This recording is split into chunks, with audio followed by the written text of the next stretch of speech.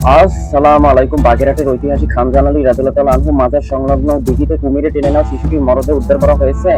আজ মঙ্গলবার ভোর 4টার দিকে দিঘির পূর্ব পাড় থেকে তার মরদেহ উদ্ধার করা হয়। নিহত শিশু ফাতেমার বয়স আনুমানিক 7 বছর। গতকাল সোমবার রাত 8:15টার দিকে দিঘির মহিলা ঘাট থেকে তাকে টেনে নিয়ে যায় কুমির। নিহত শিশু ফাতেমার বয়স আনুমানিক 7 বছর। গতকাল সোমবার রাত 8:15টার দিকে দিঘির মহিলা ঘাট থেকে তাকে টেনে নিয়ে যায় কুমির।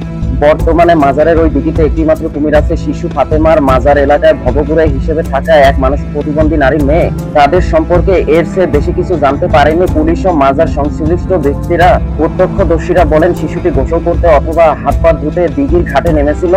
এর সময় কুমিরটি পানির মধ্য থেকে উঠে এসে তাকে টেনে নিয়ে যায়। শিশুটির ও ঘাটে থাকা অন্যদের চিৎকারে আশেপাশের মানুষ বিষয়টি জানতে পারেন।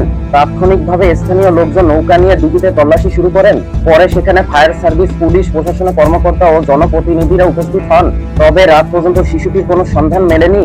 মাজারের খাদেম ও জেলা যুব দলের সাবেক সভাপতি ফকির তরিকুল ইসলাম বলেন, ভোরে দিঘির পূর্ব পারে শিশুটির লাশ ভেসে ওঠে। পরে নৌকা দিয়ে গিয়ে মরদেহ উদ্ধার করা হয়। মরদেহ মহিলা ঘাটের কাছে রাখা হয়েছে।